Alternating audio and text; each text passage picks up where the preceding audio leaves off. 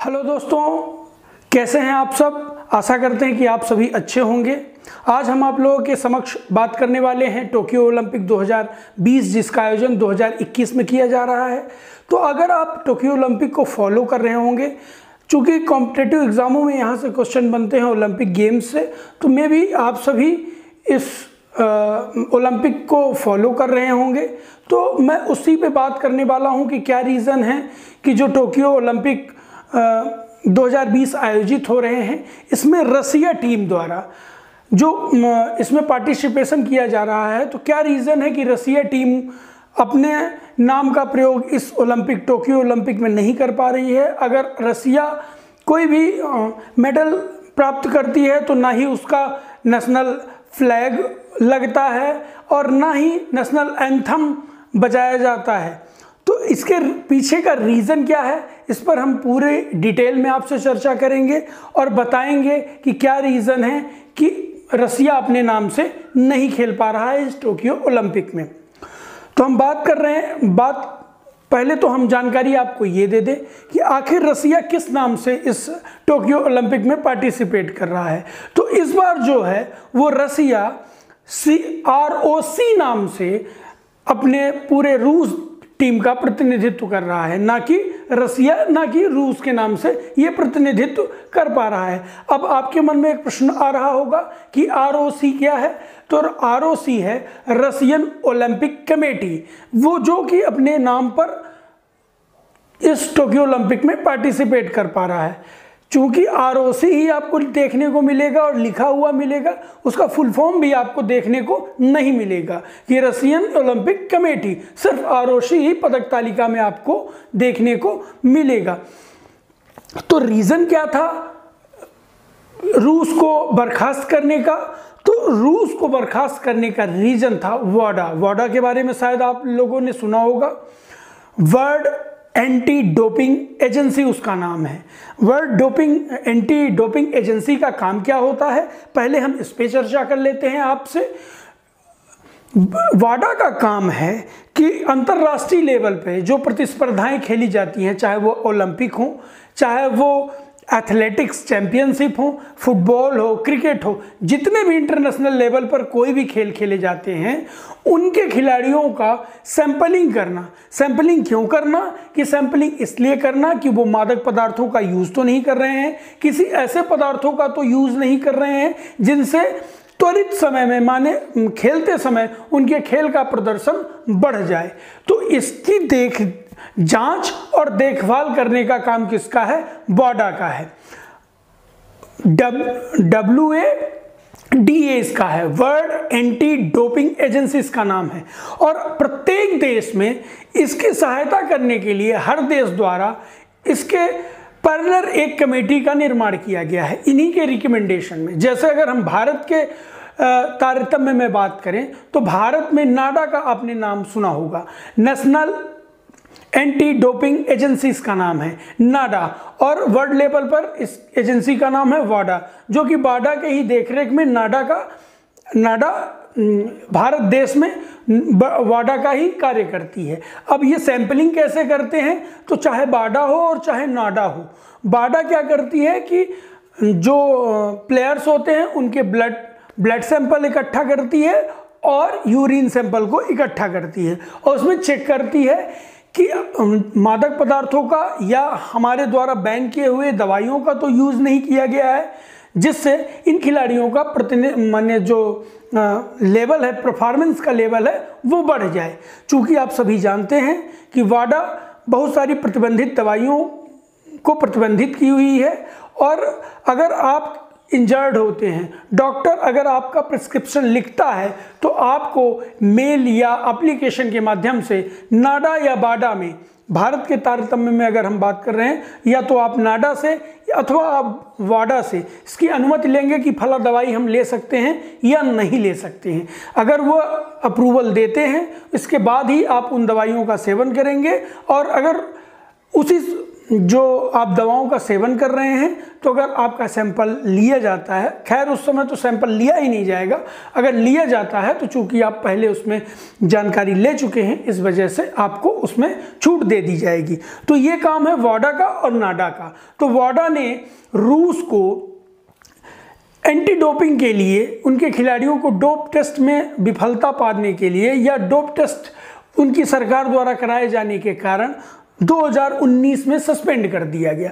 तो जो 2019 में जो रूस को सस्पेंड किया गया, तो उनको 3 इवेंटों के लिए सस्पेंड किया गया। पहले तो आईओसी इंटरनेशनल ओलंपिक जो कमेटी है उसके द्वारा 4 साल का बैन किया गया था, लेकिन इसको आगे हम जानकारी देंगे कि इसको बाद में 2 साल का बदल दिया गया। तो रूस अपने नाम से किन खेलों में प्रतिनिधित्व तो नहीं कर पाएगा, तो जो टोक्यो ओलंपिक 2021 में चल रहे हैं इसमें अपने नाम से वो नहीं पार्टिसिपेट कर पाएगा। और अगला, ये आप सभी जानते हैं कि समर ओलंपिक चल रहे हैं जिसको ग्रीष्मकालीन ओलंपिक कहते हैं। इसके बाद विंटर ओलंपिक होगा, विंटर ओलंपिक जो कि बीजिंग चीन में आयोजित होने वाला है इसमें, और फीफा का जो कतर में 2022 का फुटबॉल टूर्नामेंट होगा। इन 3 बड़े मेजर टूर्नामेंटों में रूस अपने नाम से पार्टिसिपेट नहीं कर पाएगा। तो अब आपको हम ले चलते हैं 2014 के बारे में, चूंकि हमने वाडा के बारे में आपको बता दिया है कि वाडा का क्या काम है। अच्छा, यहाँ एक जानकारी हमसे थोड़ा सा मिस हो गई कि आपसे क्वेश्चन पूछा जाता है कि वाडा की स्थापना कब हुई। तो वाडा की स्थापना की गई थी 1999 में, और वाडा का मुख्यालय है मॉन्ट्रियल, जो कि कनाडा का एक शहर है मॉन्ट्रियल, वहाँ पर इसका मुख्यालय अवस्थित है। अभी अगर आपने MPPSC प्रीलिम्स का एग्ज़ाम दिया होगा तो उसमें क्वेश्चन था कि इंटरनेशनल ओलंपिक कमेटी का मुख्यालय कहाँ, तो लुसाने स्विट्जरलैंड में इसका मुख्यालय है। उस पर हम आगे चर्चा करेंगे। तो आपको हम ले चलते हैं 2014 में। हुआ ये कि ऐसी खबरें आ रही थी कि रूस क्या है अपने खिलाड़ियों को डोप करवाता है, कुछ ऐसे दवाइयों को बना के खिलाड़ियों को इंजेक्ट करता है या देता है जिससे उनके खेलों के प्रदर्शन का स्तर बढ़ जाता है। आप सभी जानते भी होंगे कि रूस, अमेरिका, जापान, चाइना, ये सभी बहुत ऐसे देश हैं जो कि पदक तालिका में हमेशा उत्कृष्ट लेवल पर रहते हैं। इनकी रैंकिंग काफ़ी अच्छी रहती है, 1, 2, 3, 4 रैंकिंग पे रहते हैं। तो हुआ ये कि 2014 में रूस की एक खिलाड़ी थी जो रनिंग इवेंट में रनर थी, उनके द्वारा वाडा को एक लिखित शिकायत की गई। वाडा के साथ साथ ओलंपिक को भी एक लिखित शिकायत की गई। यूलिया स्टेपनोव इनका नाम है। इन्होंने एक 2014 में लिखित शिकायत की गई कि रूस सरकार द्वारा और रूस की जो एक डोपिंग एजेंसी है जिसको रूसाडा बोलते हैं, उसके द्वारा खिलाड़ियों के प्रदर्शन के लिए एंटी डोपिंग जो भी पदार्थ हैं या मादक पदार्थ हैं उनके सेवन के लिए प्लेयरों को दिया जाता है। और जो रूसाडा था और रूस की सरकार मिलके उसको इस तरीके से डेवलप करती थी कि परीक्षण करने पर भी, चाहे वो ब्लड सैंपल हो और चाहे आपका यूरिन सैंपल हो, दोनों सैंपलों को लेने के बावजूद भी ऐसे दवाओं का वो सेवन कराते थे कि वो वाडा के परीक्षण के दौरान उनका पता ही नहीं चल पाता था। तो उन्होंने एक लेटर लिखा। तो इससे आईओसी और वाडा दोनों हरकत में आते हैं और इसकी जांच 2014 से प्रारंभ कर देते हैं। जांच को करते करते आप सुने होंगे कि जब रियो ओलंपिक 2016 में हुए थे तो काफ़ी चर्चा थी रूस की, कि क्योंकि उस समय ये जांच चल रही थी। ये फिर इसके बाद वाडा क्या करता है कि वाडा जो रूस का रूसाडा है, डोपिंग एजेंसी रूसाडा है, उसके प्रेसिडेंट को पकड़ता है। तो उसका प्रेसिडेंट जो है वो कबूल लेता है, पर कबूलता इस शर्त पे है कि आप हमको कहीं और शरण दीजिए, अगर आप हमारी जान की रक्षा करेंगे, दूसरी जगह आप हमें शरण देंगे तो हम आपको इसकी विस्तृत जानकारी दे देंगे। वाडा तैयार हो जाता है और जो इनके पूर्व अध्यक्ष थे रूसाडा के, वो इन एलिगेशन को मान लेते हैं। तो इस वजह से जो वाडा इसकी जांच करता रहता है, तो लास्ट में इसके पूरे निष्कर्ष में निकलता है कि रूस के जितने भी खिलाड़ी हैं, चाहे वो किसी खेल से संबंधित हैं, एथलेटिक्स के हों, फुटबॉल के हों, रग्बी के हों, हॉकी के हों, किसी भी खेल से संबंधित हों, स्विमिंग से हों, वो सभी एंटी डोपिंग पदार्थों का उपयोग करते हैं। इस वजह से 2019 में जो वाडा ने निष्कर्ष निकाला, तो वाडा ने 4 साल के लिए रूस को बैन कर देता है और कहता है कि 4 साल तक आप कहीं भी पार्टिसिपेट नहीं कर पाएंगे किसी रीजन से। अब आपसे एक क्वेश्चन और पूछा जा सकता है कि वाडा के अध्यक्ष कौन है वर्तमान समय में।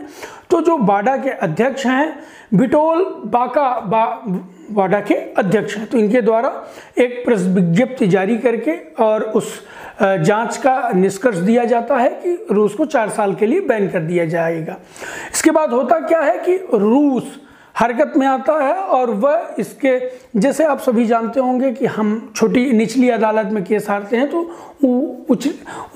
माने हाई कोर्ट और सुप्रीम कोर्ट की अदालतों में जाते हैं। इस तरह स्पोर्ट्स की एक अदालत है जिसको CAS बोलते हैं। उस अदालत में, वो भी लुसाने स्विट्जरलैंड में ही अवस्थित है, वहाँ पर रूस द्वारा CAS में इसका एक पिटीशन दायर किया जाता है और उसी पिटीशन में ही माने जो CAS नामक है, कोर्ट ऑफ जो स्पोर्ट्स की कोर्ट है, उसके द्वारा इसका जो बैन का प्रतिबंध का जो कार्यकाल है इसको घटा दिया जाता है और 4 साल के प्रतिबंध को 2 साल कर दिया जाता है।